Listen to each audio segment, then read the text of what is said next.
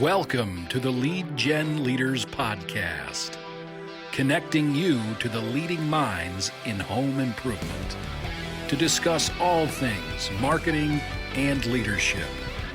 And now, your host, Kyle Powers. Welcome to the Lead Gen Leaders Podcast.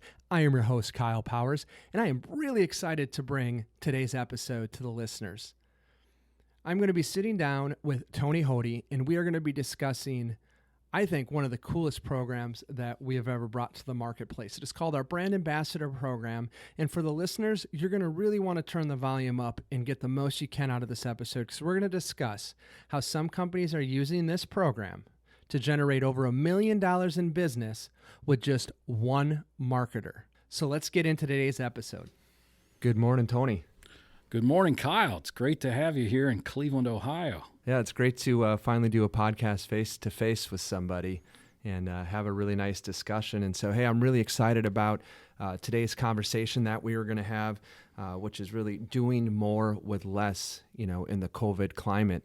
And, many of the clients that we deal with that are very heavy in face-to-face have certainly been disrupted, with the whole COVID situation. However, there is some clients that are really thriving in this time, not just surviving, and they had a good, healthy mix of, online and TV and that kind of stuff. But the ones that were heavy in face-to-face are taking a little bit of hit through this.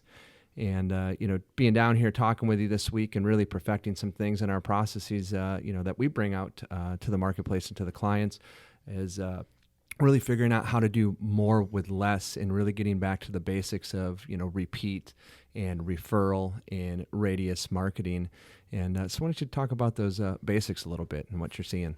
That's right. Anytime I think disruption happens in the marketplace, and as you mentioned, it's been particularly focused to those who do face-to-face marketing, door-to-door canvassing, event marketing with the fairs and festivals being canceled, retail store marketing.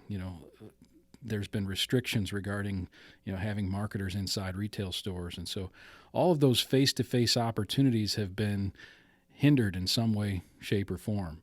And so we have really focused not only in my own retail operation here in Cleveland, but also with clients, helping them do more with less and focusing on having one key individual, depending upon the size of your organization, maybe a few key individuals that work in face-to-face marketing, but employing them to go back to our customers' homes, deliver a gift basket, and during that process, really focus on repeat, referral, radius marketing around the job site, and online reviews. Those 4 R's are just so critical. They're so fundamental to the business.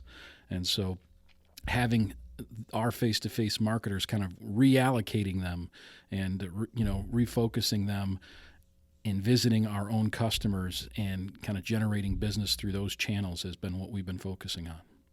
Yeah, absolutely. And I know I've had some calls with some clients early on during the COVID that exactly what they did. They took their event marketers, they took, their normal canvassers, and they trained them up, on what we call the Brand Ambassador Program.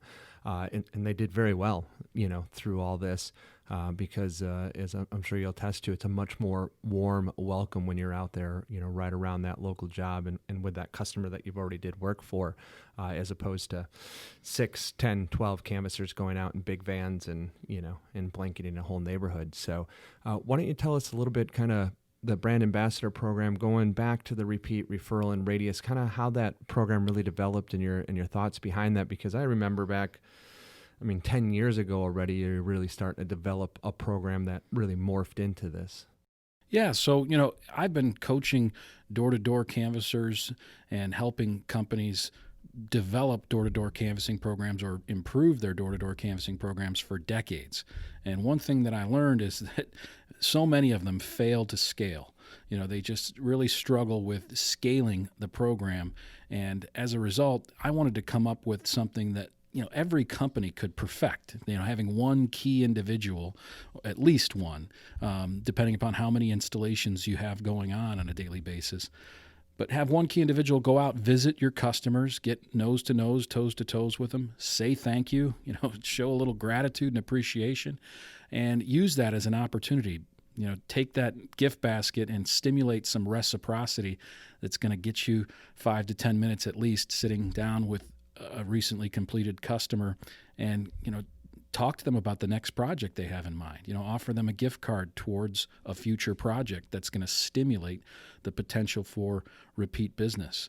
And then if they're not ready to take advantage of that at the present time, then maybe give them a gift card that they can transfer to someone else to stimulate referral business.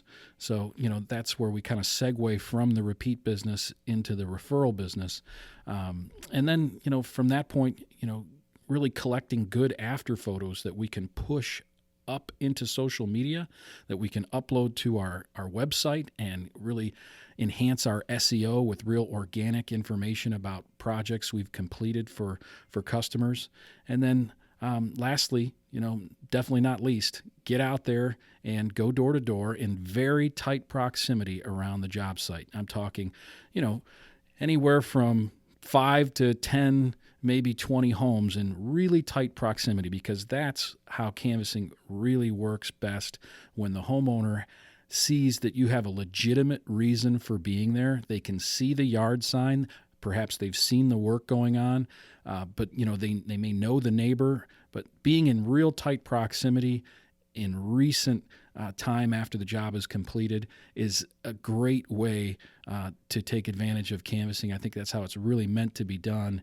And of course, we continue to try to expand that, but it just, eventually we kind of tap out and max out. And after you get so far away from an installation, it's not as effective. Yeah, absolutely. And kind of on a high level overview to give the listeners an idea of what an effective program like this can look like.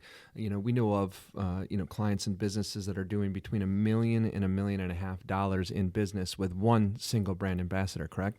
That's correct. Yeah. We've got one key individual that's going out, and when you add up all the revenue that they're generating from the repeat business that they're stimulating, the referral business that they're generating, the radius marketing, that they're all the leads they're setting while going door to door in tight proximity. And then it's really difficult to quantify how much of an impact their online reviews are having on the business, but we know for certain it is having a huge impact. And also, of course, the SEO component to this. When you get those photos, those great after pictures with your customers holding the 100% satisfied sign, and you push those up to your website and blog and talk about how John and Mary Jones, recently completed a project. They had X problem, and we were able to solve it for them, and they live in this suburb in this town.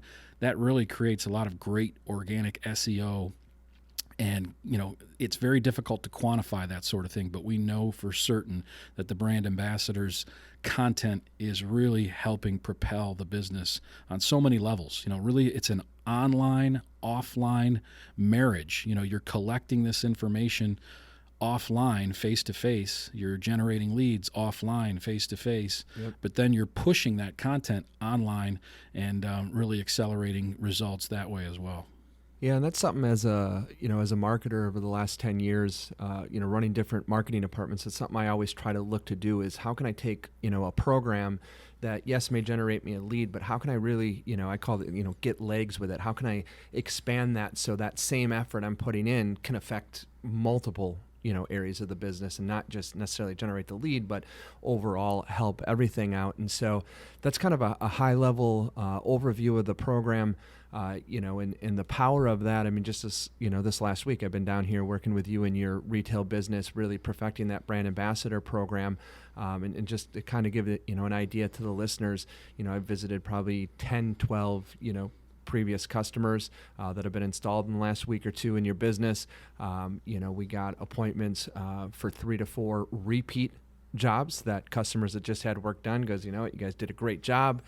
So it definitely begins with wowing the customer early on to make this, really happen in your sales and production, process. But if you do well for the customer, and these aren't little jobs. They kind of almost started with us with a little job, and now, I can remember the one customer, he wants a small window tore out and a patio door, replaced in there. And so, that's a good job right there, as well as some entry doors, and a couple of other customers that want additional, products in their home, as well as, a couple of referrals we got. I can remember the one lady, her daughter was looking for some work, and she was just ecstatic about the work, that you guys did for her. And she even went as far as on her Google review, putting her address right on there saying, hey, you can come check out the work, man. These guys are, top notch. And so that's, powerful review there, as well as the referral to her daughter. But then, the multitudes of leads that we got, just knocking 5 to 10 doors right around that, that job site. And I remember one of them that sticks out in particular. I don't think a normal canvasser, miles away from a job would have got this lady. She was a single homeowner, and she was, even still a little apprehensive with me knowing that she was the only one in the home, but it was 2 doors down from the job that we just completed, and she knew them well, and she was looking at the same project that they had done, and that's merely how we got it, because we were the ones that helped, her neighbor, her friend that she knew well, and took that, recommendation highly. Yeah, and that's where, situations like that are really indicative of how warm a canvassing lead can be when it's done properly. A lot of people think that because canvassing is an aggressive form of lead generation where you're the instigator and you're initiating, the contact with the consumer, that it may be a colder or less receptive lead. But, you saw firsthand in that scenario, and you've seen it countless times, Kyle, that, when you are in tight proximity and that relationship is there, they know the homeowners and the trust is established, that lead is like a referral, Yeah. But just because you had the gumption and the ambition to get out and knock on a few doors, you brought it to the surface. And so, yeah, really generating leads on all fronts. This week you did a great job. We loved having you here mastering this program. But that's how you do less. That's how you do more with less. Working with fewer marketers and generating a greater number of leads. And let's face it, that's why we're in business. Is to generate a profit. And the old saying goes, volume for vanity, profit for sanity, and cash flow for reality. Right now there are people out there during this, disruptive period that have found ways to make more with less. And I really think this is one program that a lot of companies can institute to help them do that. Yeah, absolutely. And so we've kind of talked on a high level of what this program looks like. But for the listeners, maybe someone that's not doing this program, maybe not even canvassing yet, but it's something they thought they want to do. I know I have a client right now that, newer business, and that's what they're starting out with for their first face-to-face marketer is the brand ambassador position, because it's kind of, again, it hits on all fronts, that online, offline, scenario. And so let's go through maybe a little bit more in depth through kind of each step, what that looks like, for a company, getting started, starting with what does a brand ambassador look like? What kind of traits, when you're hiring that person, what are you looking for? Yeah, so with a good brand ambassador is going to be a lot like the profile for an event marketer or a door-to-door canvasser. They're number one, they're going to be extroverted. They have to be engaging and enthusiastic, high energy. That's what we're looking for, someone that's, great with customers and doesn't mind getting out there, meeting new people, and really gets their energy from people interaction. So that's the number one thing we look for in the profile of a brand ambassador, for sure. Absolutely. And I've noticed too that it helps when they can be a little more, I guess for lack of a better term, a little more professional maybe than, just your first entry level canvasser, maybe someone that has some of that experience already, getting out there and knocking on doors, maybe, is just a little bit more experience just in life in general. I think that's a good point, Kyle. I think a lot of people try to approach this like, hey, I can get someone to probably go do this.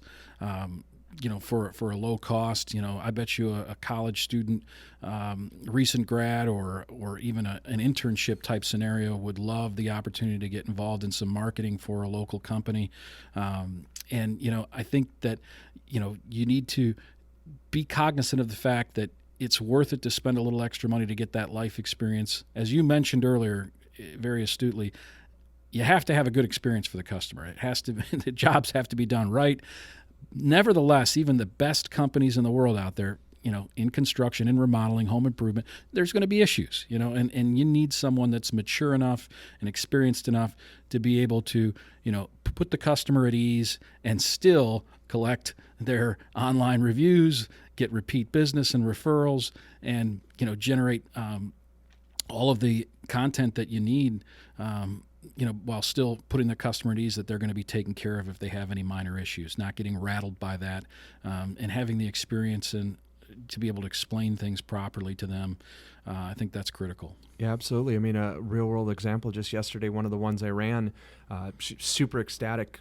She got almost a house full of windows. She's pretty close. She's doing it in 2 steps, which we found out in that visit. She would like us to do the rest of them now. So that's good. But, was just a little piece on her casement window that just the plastic covering over the crank, was just a little bit loose. And, she thought she had a defective product and, wanted someone to come, essentially fix it. And I was like, that just doesn't sound right to me. Do you mind if I go take a look at it? And she said, no. And I'll, just took 1 second, click, boom, on there. She was happy, and ecstatic, so to be able to, internalize those things and think on your feet, when you're at the customer home to, to still give them that great experience. And again, get those reviews still and stuff where that could hold up maybe a good review or even garner a bad review if that wasn't taken care of right away.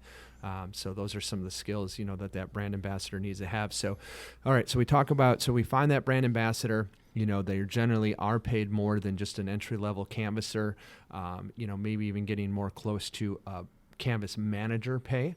On the salary wise. Yeah. I mean, a brand ambassador, if you have one, only one, they are managing that program, yes. And if they're managing that program of, really maximizing your repeat business, your referral business, your online reviews, and radius marketing, that's a high-level position. Somebody that should have some management skills, somebody that can really balance all of that and make sure that, that they're being held accountable, obviously, by someone else, but they have to be a self-starter. Yes. They have to really be someone that can handle all that. And I think to approach it with somebody inexperienced, because we can get them on the payroll for a lesser amount, is the wrong way to approach it.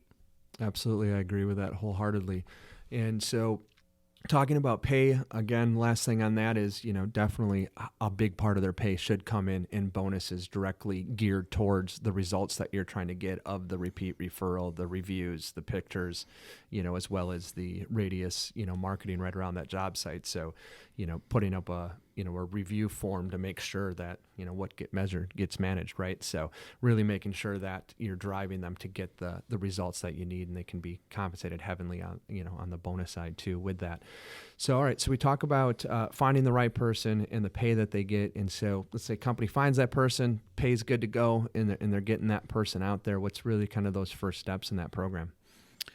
Well, once you have the right person and they're being compensated properly, leadership is key. I think everything rises and falls on leadership. Absolutely. They have to have the proper training. They have to have someone to lead by example. This is what the program looks like. This is how we do it. And leading by example and having someone to show them how that can be done properly, how you can execute an effective brand ambassador visit and really capitalize on all of those channels, the repeat, the referral, the review, and the radius. That's really key. I think, just throwing them out there to the wolves, so to speak, without any training, without any real vision of exactly what this looks like is a mistake that a lot of companies make. Yeah, absolutely. And then they wonder why they're not getting the leads, and they're, the brand ambassador themselves feels like they're on an island, so they're not very happy. And then, it's just all around that vicious cycle of it not working out and companies getting away from it. And so that's certainly something that we do and can help with. If anyone needs it on coaching, if you don't have someone in your organization that can learn that program and lead by example to that new hire, that is certainly something that we can help with that. So leadership, getting them out there, getting them started. Can you kind of run through, maybe what a day would look like, starting with the brand ambassador coming into the office, and then, what that looks like kind of each step, maybe, one or two sentences kind of on each step of what that looks like when they're out to visit the customer then? Yeah, so there's got to be some organization and preparation. Having a brand ambassador that comes into your office and has a list of customers that they're going to visit with, whether they're setting those appointments themselves or whether the call center or some other function is scheduling those appointments for them. But knowing their schedule, where they're going to be going, doing that in a methodical way so they're not traveling and covering too much territory, so they can spend some time. But visiting 3 to 4 different job sites a day is very realistic, I think. And that will give you enough time to spend some time with the customer. Also get out after you've had that visit and either knock on a few doors or put some Post-it notes or door hangers around the job site. But in the office, you've got to be prepared. You're going to be preparing these gift baskets, making sure you have enough, making sure that they're complete and presentable, and having your schedule of who you're going to visit and deliver these to. So there's some logistics there that have to be worked out. And I think that planning, as they say, plan the plan, then work the plan. Plan the work the plan. I think that's critical with the brand ambassador program. Yep. So they get the plan together, and really that doesn't take all that long. I mean, maybe an hour or two in the office each day, max 2 hours, I would say, getting, especially if they're not doing the calling. If they're not doing the calling, setting up the appointment, someone's doing it. But, that really limits time in the office for sure. And so now they map, they got a good route to be the most efficient, and they go out and they go to the home. What are some of the tools that they're bringing with them to accomplish, all of that? So, there's a number of things that you should have, whether you have a clipboard or a binder or something of that nature, that really gives you a checklist. The checklist is key so that you don't forget one of the key steps in the process. It's very easy to get caught up in conversation with the homeowner and maybe forget to plant the yard sign. It's maybe, easy to get caught up in conversation and forget one of the steps, whether it's collecting a satisfaction survey from the homeowner, or whether it's, taking that great picture with a 100% satisfied sign. There's different steps, and you want to have all of those itemized so that you are checking them off as you go through your visit. And, especially early on, as you're getting good at this and perfecting and mastering this process, it's critical to have those steps identified. And of course, having the gift basket that is strategically, put together to stimulate reciprocity from the consumer, and have some items that are going to linger around the house for a long time to come, so that your company is always top of mind, always on the forefront if and when they think home improvement or home service. Yes, absolutely. And so you talked about that checklist, and one thing I'd like to add on that is that checklist being checked off by that brand ambassador at every home. That is certainly something that can be turned into whoever is managing them, their leader, whether it's the owner or a marketing manager or whatever. That also can be then put in the kind of the file for those one-on-one reviews when you're managing the expectations to just verify that yes, at every house they said that they did these steps, and it's powerful because even someone experienced like me, one of the first couple of homes I hit this week, I certainly forgot something, and I was like, oh man, I got to bring my list, and it's just not following my own system and processes, and it's like because I've done it so much that I was like, oh, no problem, and like you said, you get caught up in conversation, and so you miss something. So I think those checklists are a huge deal, for them to have, not only for themselves to make sure they do everything, but then also to hold them accountable and turn into leadership.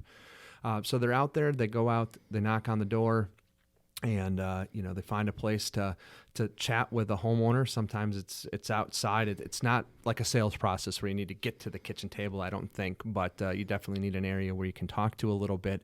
And kind of how does that process go then once you're in front of the homeowner?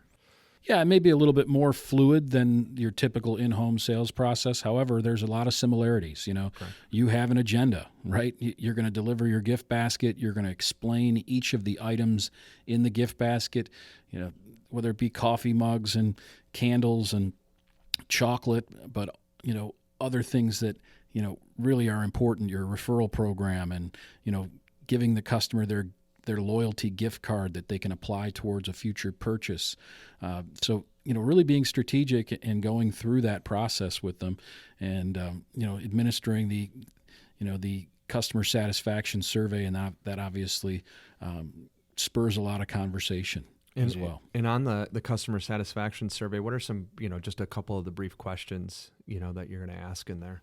Did we live up to all of our promises? Were we on time? Were the installers polite and courteous? Did they clean up? These are the typical types of questions that you're going to find on a satisfaction survey. And, you can actually take those satisfaction surveys and you can upload them to social media to show social proof that, you're delivering on your expectations and that sort of thing. So, there's a lot of value. Not only are you learning where you need to get better as an organization, you're also marketing at the exact same time. And anytime you can hit two birds with one stone like that, you're in great shape. Yep.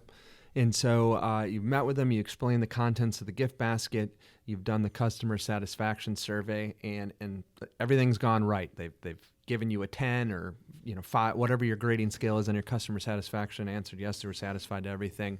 What are the last couple things you're trying to garner from them?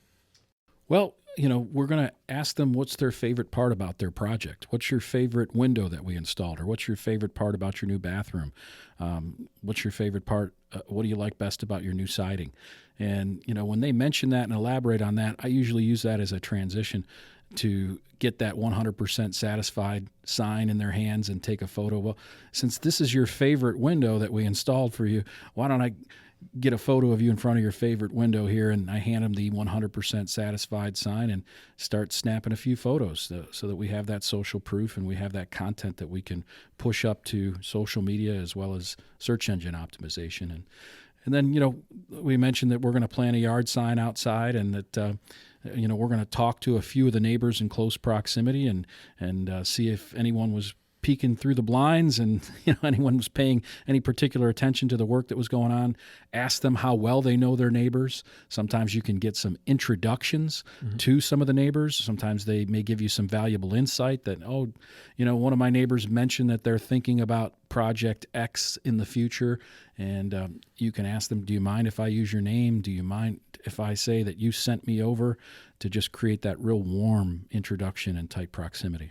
Yeah, absolutely. And the one thing in there that we didn't talk about is also asking them to leave those reviews on Google, Facebook, wherever you may, have different review channels to do, Google and Facebook being the two most prevalent there. But just asking them, hey, seeing as though you were completely satisfied, would you be open to leaving us a 5-star review? And they all say yes. They're not expecting the next thing I say, which is, hey, why don't you just go ahead and grab your phone out? It just takes a quick second. I can walk you through it. And boom, you know, when you leave the house, they've left the review.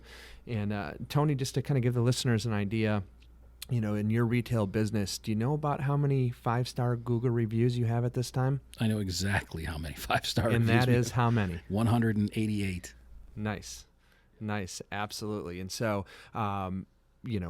really getting those reviews, and that I would say that would rival companies that are much larger than yours in terms of volume, that have been around for 10, 15 years, that have been getting reviews and things like that, because you really put a focus on that, with the brand ambassador. And I want to kind of park on this thought on the reviews right now, because we were talking about some recorded calls that you have here in your business that people are calling in to set an appointment with you guys because of the reviews and how much, the ultimate 5-star reviews above, the competition and things like that. Could you talk about that a little bit? Yeah, it's been a huge catalyst in inbound calls and really accelerating our efforts online and newspaper efforts, other marketing efforts that we're making. It accelerates those efforts because the online presence is so strong.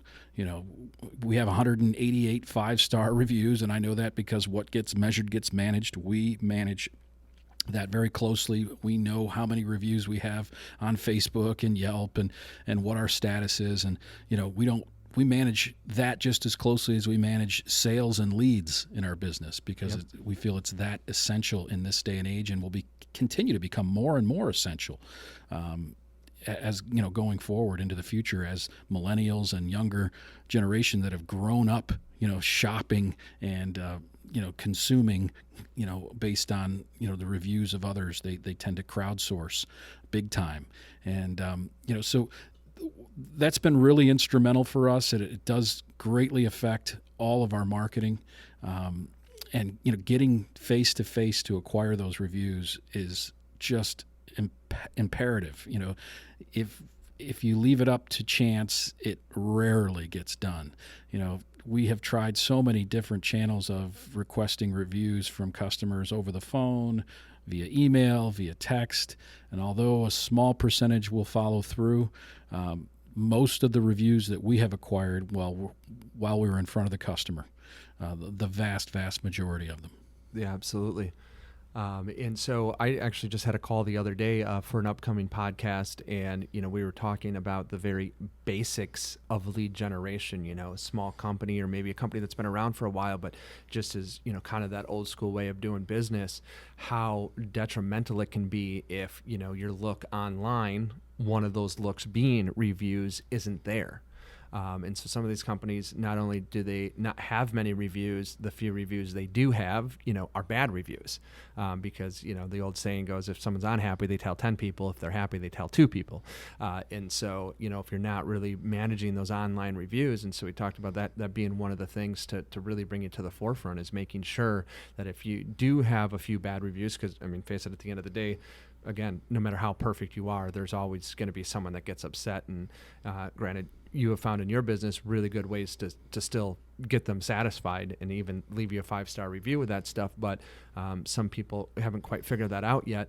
But when you get 100 good reviews and there's one bad review, it really pushes that down. And that's the key. It's about going on offense instead of playing defense. Most companies have found themselves playing defense. They didn't realize how much this online review scenario was going to affect their business, so they weren't paying attention to it. They weren't giving it a lot of focus. And then when they got a bad review, they immediately jumped to try to do some things to account for that, to offset or counter that. And they're reacting. They're being reactionary. They're not being proactive. We have gone on offense, and we're collecting reviews on a daily basis, and really gaining momentum with that. That way, if and when you get one of those problem customers that we all will come across sooner or later, that it is such a small percentage that the consumers don't even blink, and everyone expects that. They expect that there's going to be a small percentage that is unhappy for one reason or another, and so just getting out in front of that and being proactive is the key. Yeah, and realizing that if you don't have a lot of reviews or good reviews, how much business you probably are losing, especially if you have some lead gen programs in place, whether it's traditional marketing or maybe you have some canvassers or some events that you're doing. You can't even measure. You don't even know the people that look you up and are like, yeah, no, and move on to your competitor. And so, and how we've finally been able to quantify, obviously it sounds like it makes sense, but how we've been able to qualify it and quantify that is, just the recordings of all the calls you got to the customers saying, hey, we found you because we were doing our online research, and man, your reviews are great. We want to do business with you. We hear it all the time. It's amazing, and it gets reinforced that we're on the right track on a daily basis, because we listen to those recorded phone calls very carefully. We ask, who can we thank for referring you to our company, expecting that they're being referred to us because of our great reputation or because of the great work we've done for someone else. We're planting that seed early, and we're often hearing, well, I was just doing some research online and really liked what I saw. Oh yeah, what did you like about what you saw? Oh, your reviews are fantastic. I read several of them.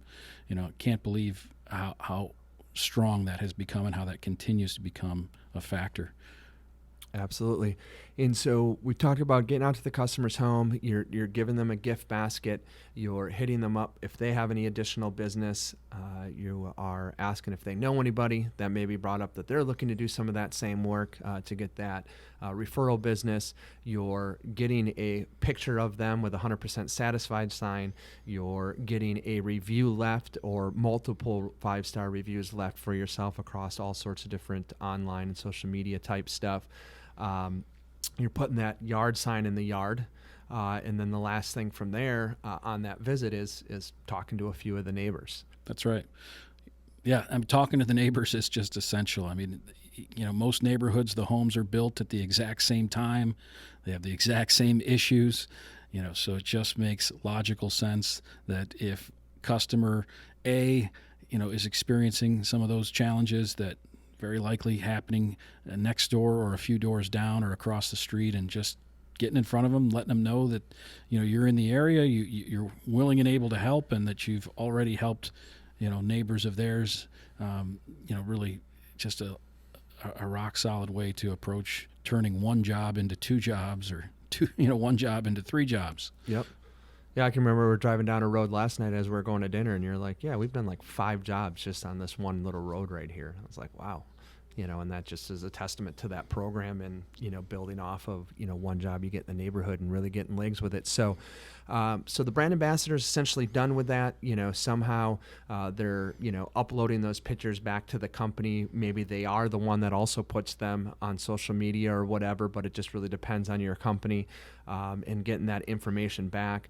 I know here inside your company, we turn the forms in, they go right into the customer's file so that they, can see. And then obviously anything is conveyed to the, to the phone room that, hey, they would like a call next week to come out and estimate more windows or whatever that may be there.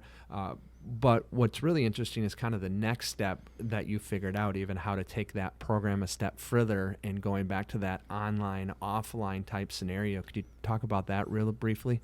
Yes. So we've been taking the content we've been collecting in the field during our brand ambassador visits. And when I say content, I mean photos, I mean the customer satisfaction survey, and I mean feedback in general. Why did you do this project in the first place? And, what problems did we solve for you? And did we solve your problem for you? Taking that content and pushing it online on our website to create very organic content. For example, Mr. and Mrs. Jones in Rocky River, Ohio, were having a problem with their old bay window. It was drafty. It was leaking air. It was unsightly, et cetera, et cetera. We replaced it for them, and they're extremely satisfied. It looks better. It's much more comfortable. Even the cat has found a new home in the bay window. Yep. That was once abandoned because of its condition. So there's, just coming up with that content. The old saying is facts tell, but stories sell. Yep. And when you put that kind of content online, whether it be in social media or whether it be on your own website or blog, that really is compelling to consumers. And you're going to get both online and offline, results from the brand ambassador program as a result.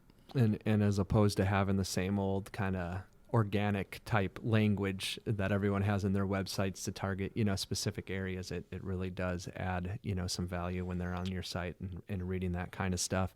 Yeah, I think you have to have, the X's and O's of, what your products are made of and, who manufactures them and, the performance ratings. But that's a minutia of data that most people who aren't engineers couldn't give, a lick about. Right. And so, what people really want to know, again, is that those stories just sell. And the more content you can push up online to show that you're solving problems for people and that you're coming back, to say thank you and to, they say a picture's worth 1,000 words. Well, if that's the case, a picture of a customer holding a 100% satisfied sign, that's got to be worth 1 million words. It might be worth $1 million.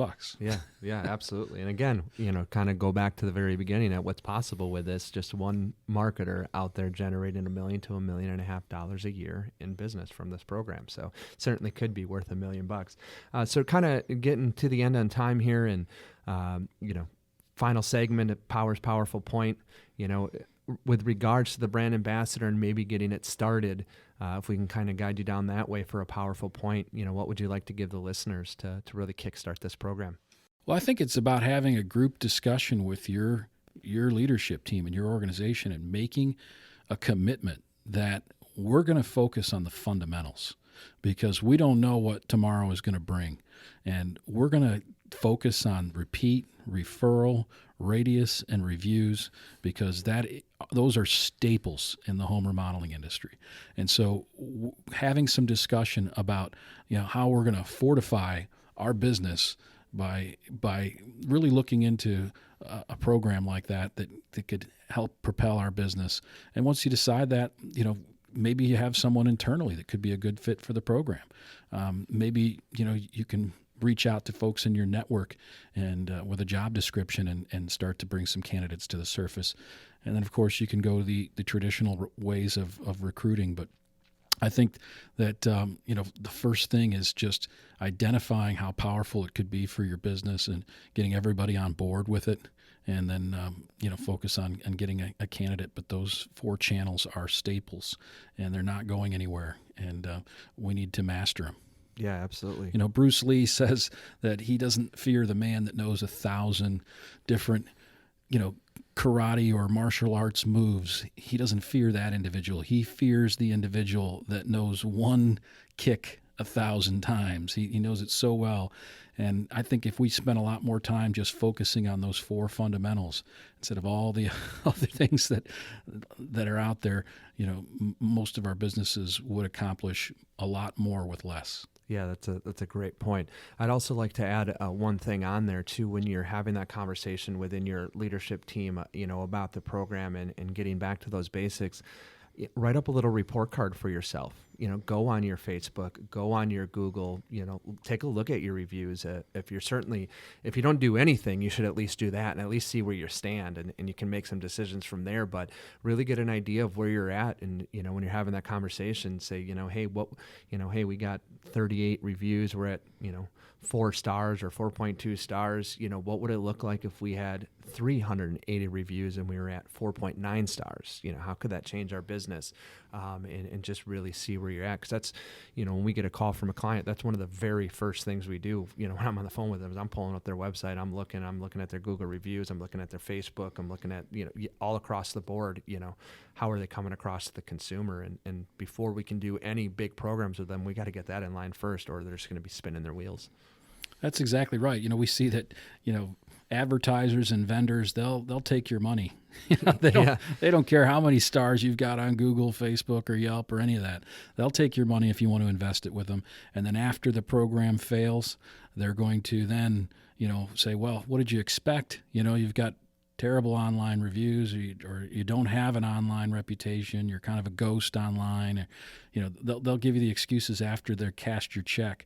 We don't like to do that. We like to know who we're doing business with. First of all, we interview our clients just as carefully as they interview us. Yep. And it's a great starting point for us to see how we can help them by taking a look at, their online scorecard. Sounds good. Well, hey, I really appreciate your time today and diving into this program. Certainly if anybody has any more questions on the program, they can reach out to us at TonyHoty.com, and we'd love to help some people with this program. It's really powerful, and, we're going to keep, evolving it and keep, adding little things to continuously make it better. And that's why I love my weeks when I get to come down here and work, inside of your business and really start tweaking some things. It's been fun. So thank you for your time today. Yeah, we loved having you, Kyle. Thanks for coming. Thank you for listening to the Lead Gen Leaders Podcast. For a free consultation on how Tony Hoty Training and Consulting can assist with your home remodeling business, please visit TonyHoty.com. That's TonyHoty.com. Thank you for listening.